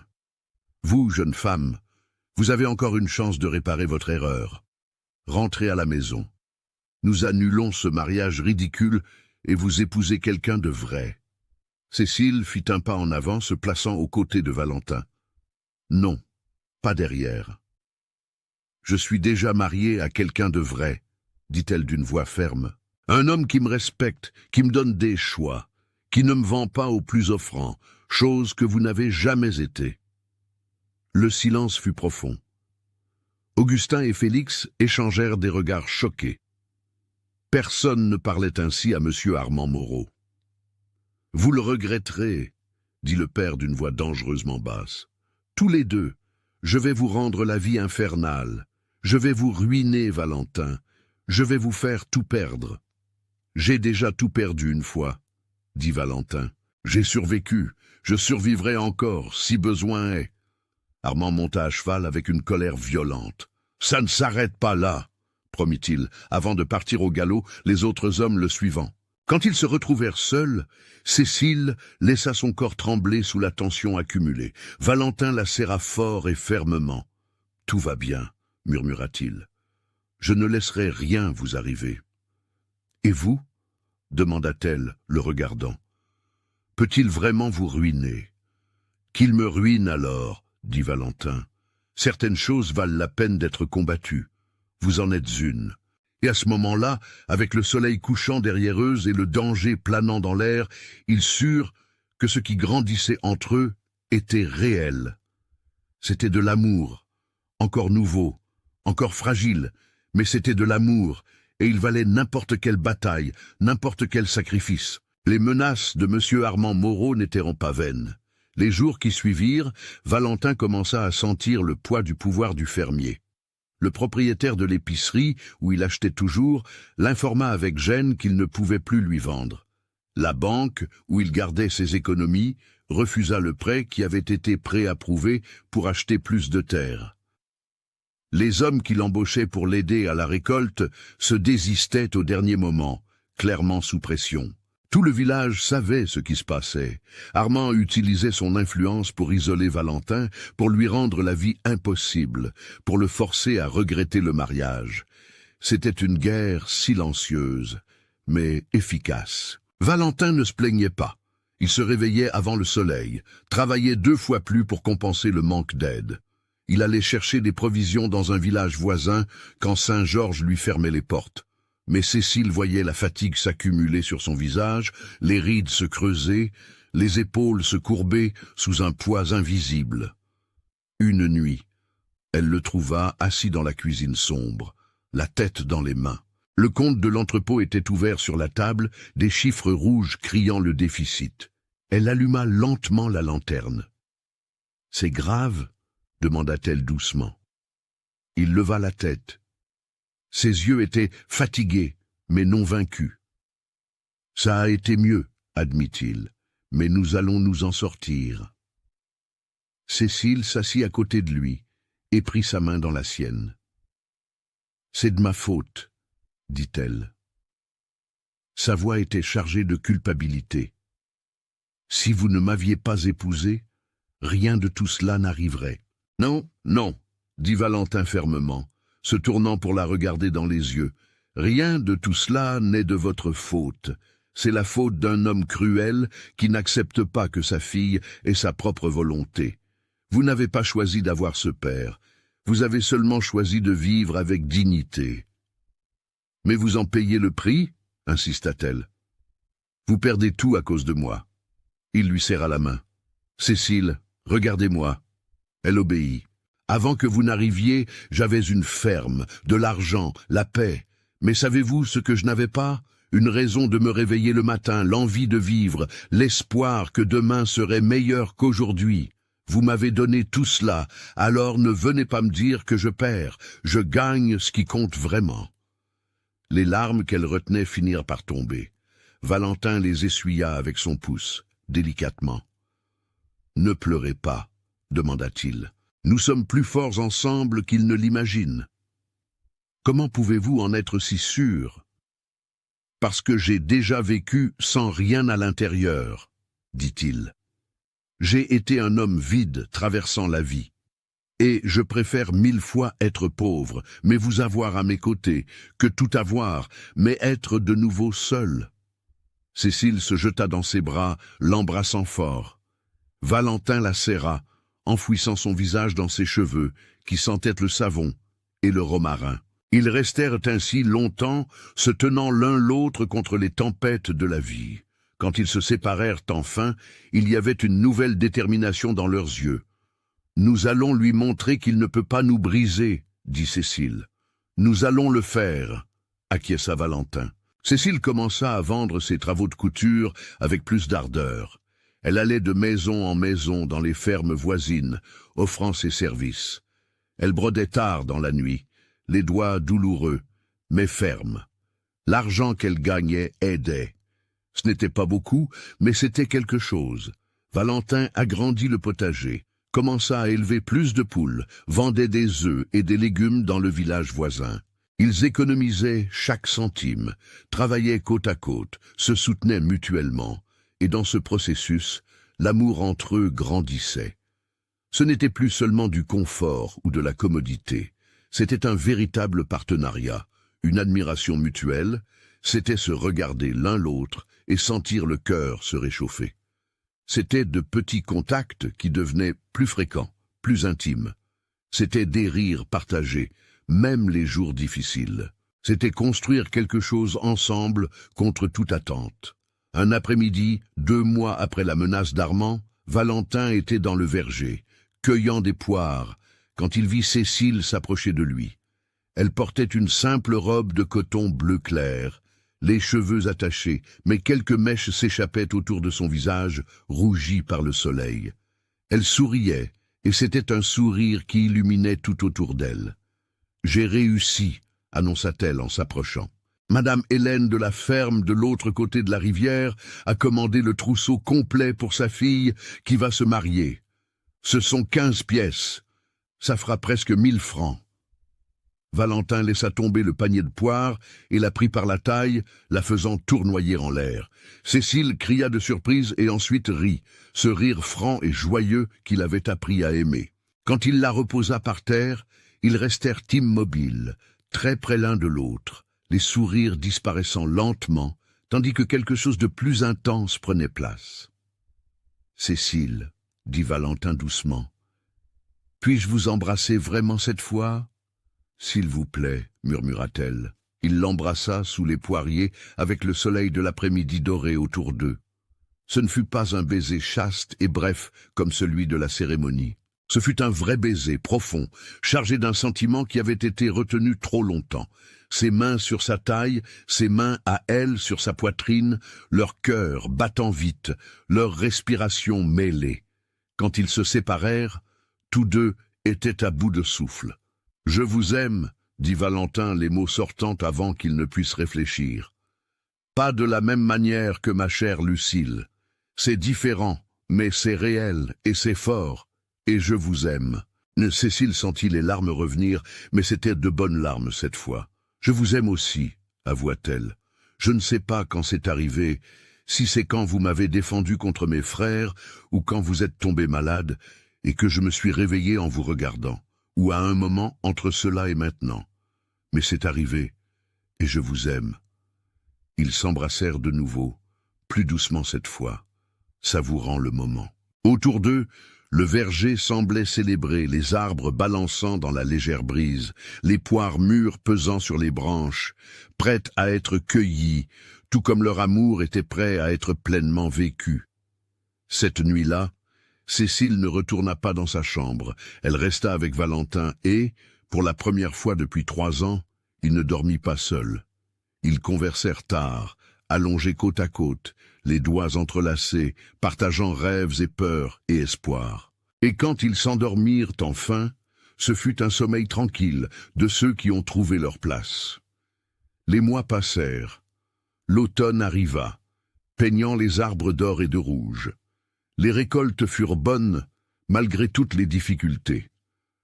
Valentin et Cécile travaillaient comme une équipe parfaite, chacun sachant instinctivement ce dont l'autre avait besoin.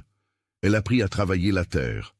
Il apprit à cuisiner ses recettes. Ils partageaient les tâches, partageaient les problèmes, partageaient les joies. La pression d'Armand continuait, mais ils avaient appris à survivre, malgré elle. Ils trouvèrent des fournisseurs dans d'autres villages, se firent des amis qui ne se souciaient pas des menaces du puissant fermier.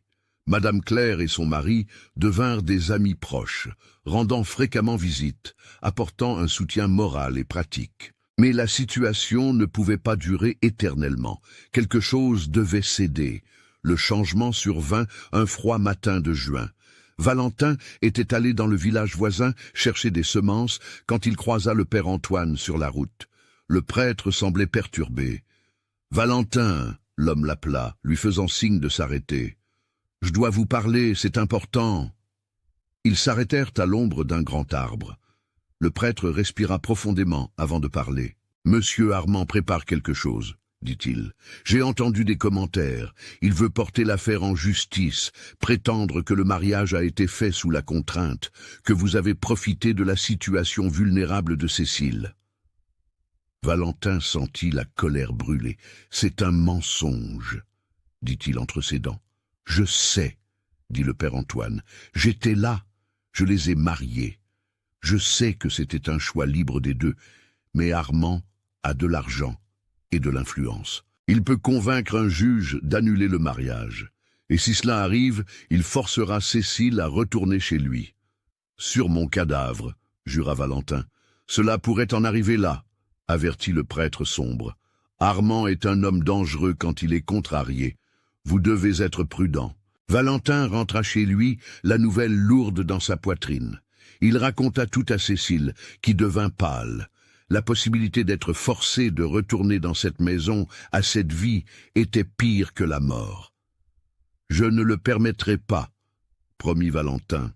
« Nous fuirons si nécessaire. Nous vendrons tout et recommencerons ailleurs, où il ne pourra pas nous atteindre. »« Et abandonner tout ce que vous avez construit ?» demanda Cécile. « Votre terre, votre maison, vos souvenirs de Lucille. »« Les souvenirs, je les emporte avec moi, dit-il. Et la terre n'est que la terre. Vous êtes ma famille maintenant.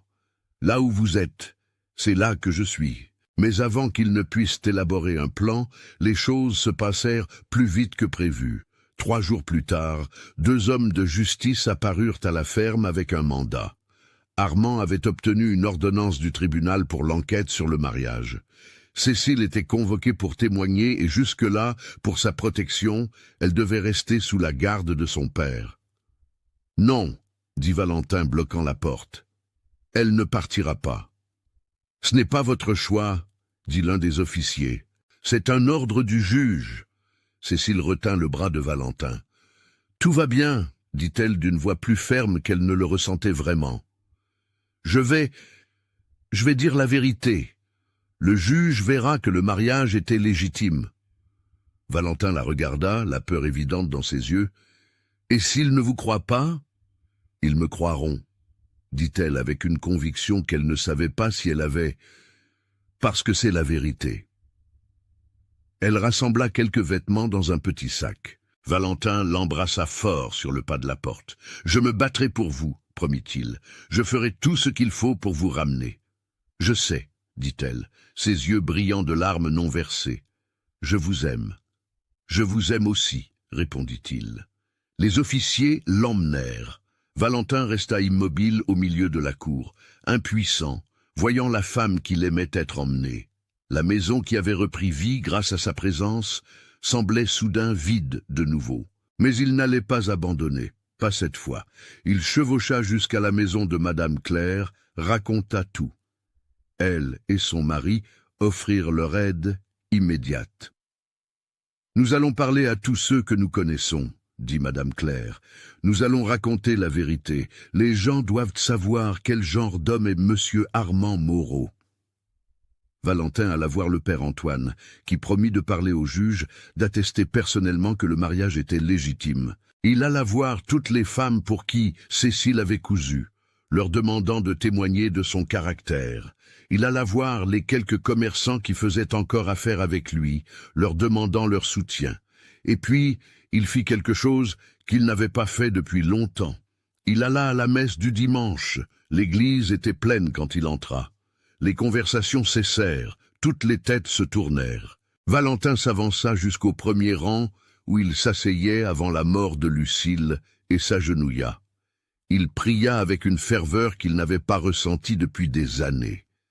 Il ne pria pas pour le retour de Lucille, il pria pour avoir la force de se battre pour la femme qu'il aimait. Alors, le père Antoine monta à la chaire pour le sermon et fit quelque chose d'inattendu. « Aujourd'hui, je veux parler du jugement. » Il commença. De la facilité à juger les autres, mais de la difficulté à comprendre. De la façon dont parfois nous condamnons des gens pour des choix qui en réalité montrent du courage. L'Église devint absolument silencieuse. Tout le monde savait de qui il parlait. « Je connais un homme, continua le prêtre, qui a tout perdu et a vécu mort pendant des années, et je connais une femme qui a été expulsée de sa propre maison pour avoir refusé un mariage forcé. Ces deux-là se sont rencontrés, se sont aidés, se sont mariés de leur plein gré et sont maintenant punis pour avoir osé chercher le bonheur. Est-ce cela la justice ?» Il y eut des murmures dans l'église. Armand, qui était quelques rangs derrière, se leva furieux. « C'est absurde, tonna-t-il. Vous n'avez pas le droit de parler des affaires privées de ma famille. »« Si, j'ai le droit, » dit le père Antoine d'une voix ferme. Quand la justice est pervertie par l'orgueil et la vengeance, quand deux bonnes personnes souffrent à cause du caprice d'un homme puissant, Dieu voit tout, monsieur Armand Moreau, et il ne juge pas par la richesse ou le pouvoir, il juge par le cœur. Armand sortit de l'église en claquant des pieds, entraînant sa famille avec lui, mais beaucoup de gens restèrent. Et quand la messe se termina, plusieurs d'entre eux vinrent parler à Valentin, offrant leur soutien, disant qu'il témoignerait en sa faveur et celle de Cécile, si nécessaire. Madame Simone, qui lui avait tourné le dos quelques semaines auparavant, s'approcha les larmes aux yeux. « Je suis désolée, dit-elle. J'ai eu peur de déplaire aux Moreau, mais ce qu'ils vous font, à vous et à Cécile, est faux. C'est une bonne jeune femme, et vous êtes un homme bon. Je parlerai au juge. » D'autres suivirent. Un par un, les gens du village qui avaient été réduits au silence par la peur commencèrent à parler. La marée était en train de tourner. Pendant ce temps, à la ferme des Moreau, Cécile était enfermée dans sa propre chambre d'enfance. La porte était verrouillée de l'extérieur. Les fenêtres avaient des barreaux qui n'étaient pas là auparavant. Elle était prisonnière, littéralement. Son père venait la voir tous les jours, essayant de la convaincre de dire au juge que le mariage avait été forcé. « Vous avez juste à dire qu'il a profité de votre désespoir, » argumentait Armand, « que vous n'aviez pas le choix. Je m'occupe du reste. »« Jamais, » répondait Cécile toujours. « Le mariage était mon choix. Valentin ne m'a jamais forcé à rien. Je l'aime. »« Amour !» Le père cracha le mot avec mépris. « Vous ne savez pas ce qu'est l'amour. C'est la confusion d'une jeune femme désespérée avec un homme qui lui a donné un abri. Je sais exactement ce qu'est l'amour, » répliquait Cécile. « C'est se réveiller heureuse parce que je sais que je vais le voir. C'est travailler côte à côte et être fière de ce que nous avons construit ensemble. C'est avoir quelqu'un qui me respecte, qui me donne des choix, qui me fait me sentir précieuse. Cela, monsieur, vous ne me l'avez jamais donné. » Les conversations se terminaient toujours avec le père, sortant furieux, claquant la porte. Mais Cécile ne cédait pas. Elle passait ses journées à regarder par la fenêtre à barreaux, se demandant comment allait Valentin, s'il mangeait bien, s'il arrivait à gérer tout le travail seul. Elle pleurait de manque pendant les longues nuits froides.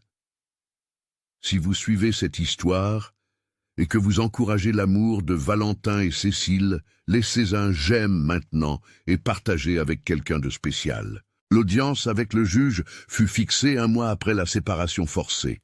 C'était un jour froid et gris de juillet lorsque Cécile fut conduite au tribunal improvisé dans la maison du juge de paix du village. Valentin était déjà là, attendant dehors. Quand il la vit, son cœur se serra. Elle était plus maigre, pâle, avec de profondes cernes, mais quand leurs yeux se rencontrèrent, elle sourit. Elle sourit vraiment. Ce sourire qui illuminait tout. Ils ne purent pas parler. Les officiers gardèrent leur distance, mais le regard fut suffisant. Il transmit tout ce qu'ils avaient besoin de se dire. « Je t'aime, je vais bien. Nous allons surmonter cela. » L'audience fut longue et tendue.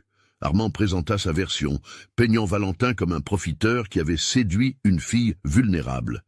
Il amena des témoins payés qui dirent avoir vu Valentin forcer Cécile à faire des choses. C'étaient des mensonges évidents, mais ils furent dits avec conviction.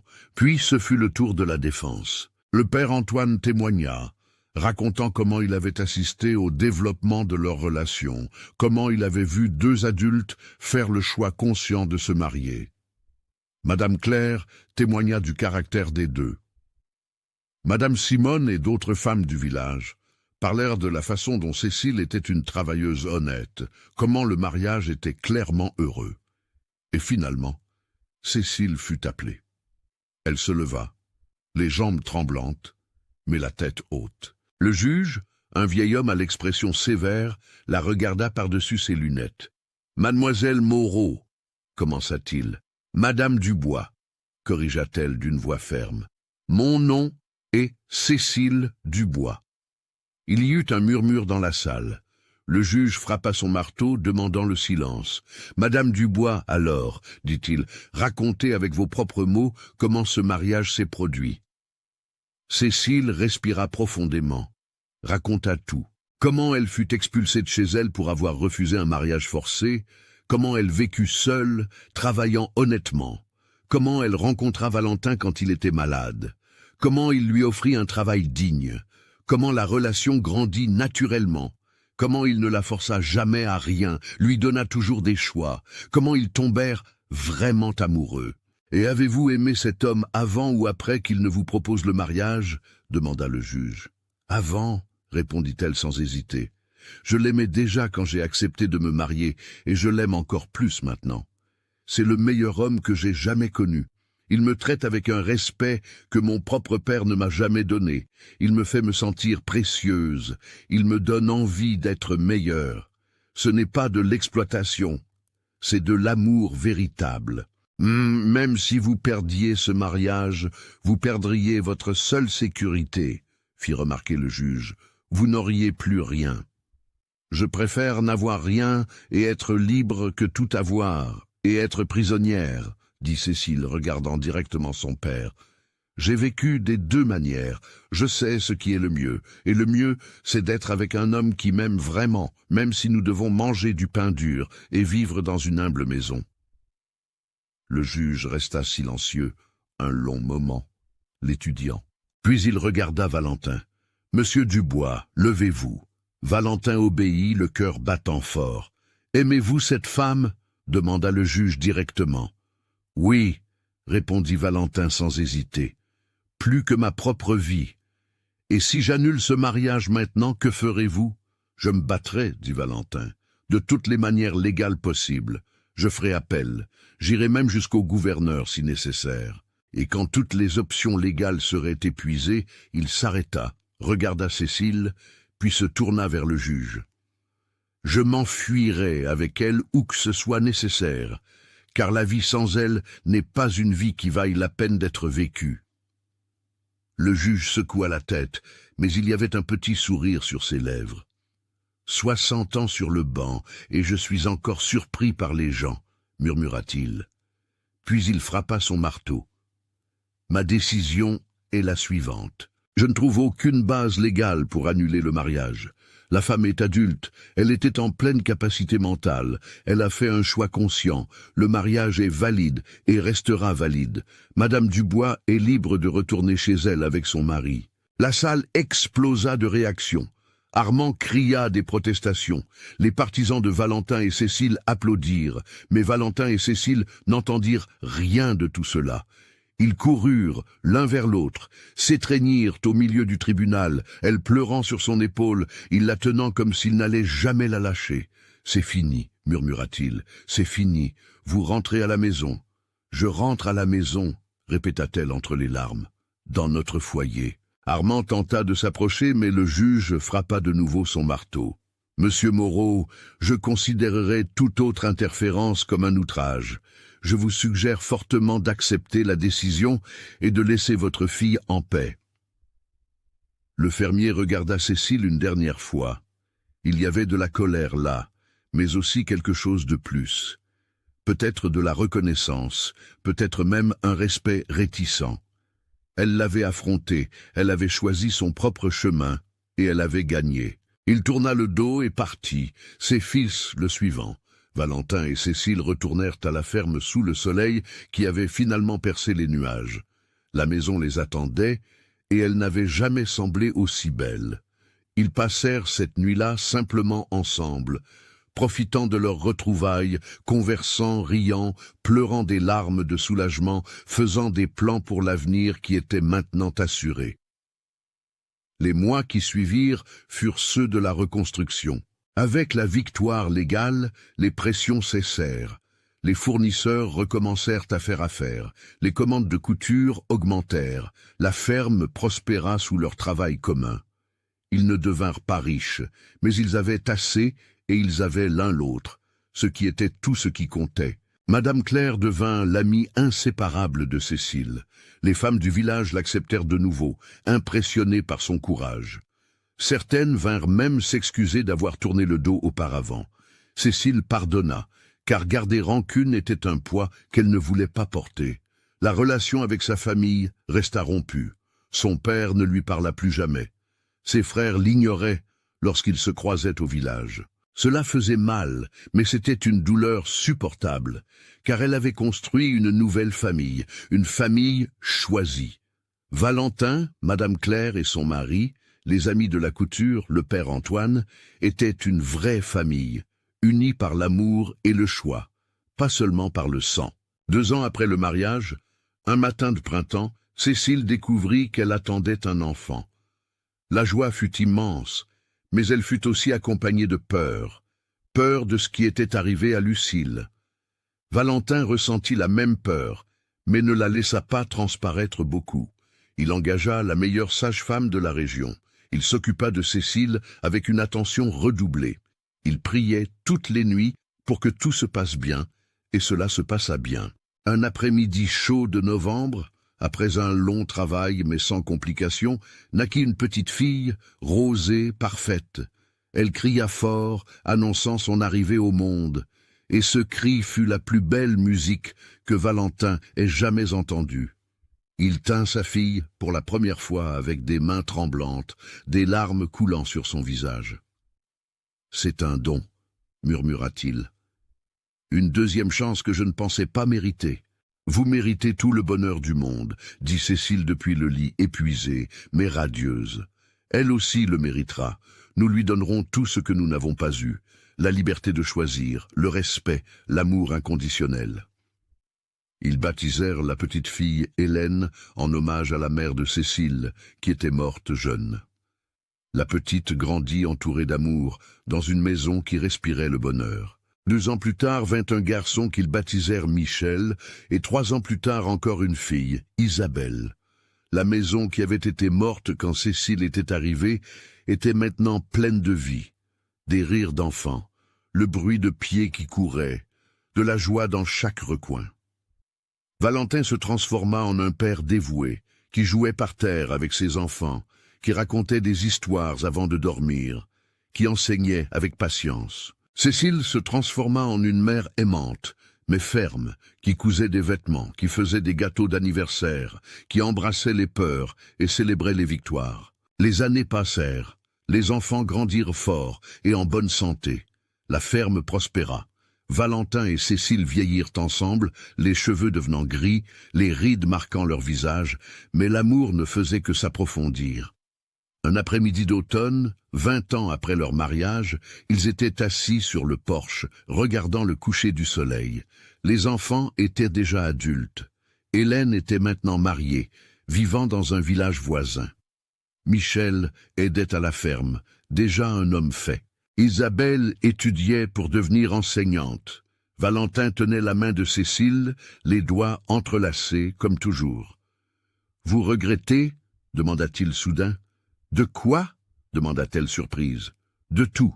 D'avoir refusé le mariage que votre père voulait, d'avoir été expulsée, de m'avoir épousée, de toute cette lutte. » Cécile le regarda l'homme qu'elle aimait depuis tant d'années. Ses yeux étaient toujours les mêmes, marrons et doux, même avec les rides autour. Son visage était toujours le même avec la barbe maintenant complètement grise. Son cœur était toujours le même, bon et loyal. « Pas un instant, » répondit-elle. Chaque difficulté en valait la peine. Chaque larme, chaque peur, chaque moment difficile. Parce que cela m'a amené jusqu'à vous, m'a amené jusqu'à cette vie, jusqu'à cette famille, jusqu'à ce bonheur. Il porta sa main à ses lèvres et l'embrassa avec tendresse. « Moi non plus, je ne regrette rien, dit-il. Surtout pas de m'être réveillé ce jour-là et de vous avoir vu pencher sur moi. C'est le jour où j'ai recommencé à vivre. C'est le jour où j'ai aussi recommencé à vivre vraiment, acquiesça-t-elle.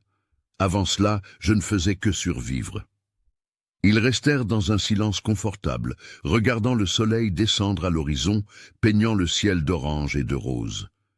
Les années avaient été bonnes avec eux finalement. Ils avaient eu des pertes, bien sûr. Madame Claire était morte il y a 5 ans. Le père Antoine était également parti, mais les bons souvenirs restaient, réchauffant comme une braise. Monsieur Armand Moreau était mort 3 ans auparavant. Augustin l'avait fait savoir, mais n'avait pas invité Cécile aux funérailles. Elle ne s'en était pas souciée. Elle avait fait la paix avec cette partie de son passé il y a longtemps. Elle ne gardait pas rancune, mais ne prétendait pas non plus ressentir quelque chose qu'elle ne ressentait pas. Son père avait fait ses choix, elle avait fait les siens. C'était la vie. « Pensez-vous que nous avons eu la plus belle histoire d'amour ?» demanda Cécile soudain, se souvenant de la façon dont les gens du village décrivaient leur relation. Valentin réfléchit à la question. « Je ne sais pas si ce fut la plus belle, dit-il honnêtement. Mais ce fut la nôtre. Elle fut réelle. Elle fut difficile, mais elle en valait la peine. Elle fut construite avec des choix conscients, un travail acharné, un véritable engagement. Et pour moi, c'est plus beau que n'importe quel conte de fées. Pour moi aussi, acquiesça-t-elle en posant sa tête sur son épaule. Le soleil se coucha complètement, et les premières étoiles commencèrent à apparaître. À l'intérieur de la maison, ils entendaient Michel préparer le dîner.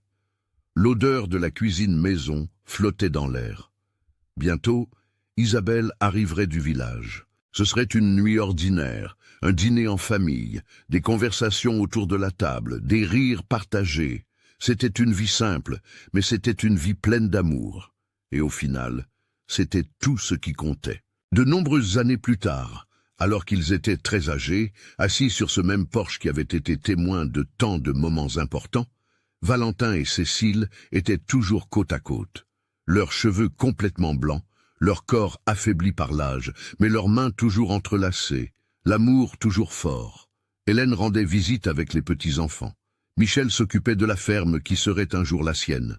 Isabelle, maintenant une enseignante respectée, venait tous les week-ends. La maison continuait d'être pleine de vie, de plusieurs générations réunies, d'amour qui se multipliait. « Tu as été la meilleure chose qui me soit arrivée, Valentin, » dit-elle un de ces après-midi. Sa voix affaiblie par l'âge, mais ferme par conviction. « Nous avons été la meilleure chose l'un pour l'autre, » corrigea Cécile doucement. « Nous nous sommes sauvés mutuellement. » Et ils savaient que c'était vrai. Ils s'étaient rencontrés alors qu'ils étaient tous deux brisés, rejetés, seuls, et ensemble, ils avaient construit quelque chose de beau. Ils avaient prouvé que l'amour véritable n'est pas seulement une passion dévorante, c'est un choix quotidien, un travail commun. Un soutien mutuel dans les tempêtes, c'est construire une famille là où le sang n'atteint pas. C'est regarder la personne à ses côtés après des décennies et sentir encore son cœur se réchauffer. Leur histoire devint une légende à Saint-Georges. Les gens la racontaient à leurs enfants et petits-enfants, l'histoire du veuf solitaire et de la fille rejetée qui avait trouvé l'amour contre toute attente. Comment ils avaient affronté une famille puissante et avaient vaincu.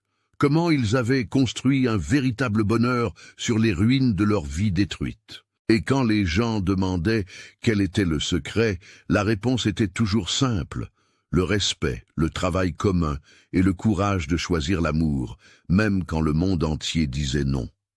Ce fut la plus belle histoire d'amour entre le veuf solitaire et la fille rejetée que personne ne voulait. Une histoire qui prouva que parfois, les personnes que personne ne veut sont exactement celles qui méritent d'être aimées avec le plus d'intensité. Que le rejet du monde ne définit pas la valeur, que la solitude n'a pas besoin d'être permanente, et que l'amour véritable, une fois trouvé, vaut chaque bataille, chaque larme, chaque moment difficile, car au final, ce qui importe n'est pas comment l'histoire commence, mais comment elle se déroule.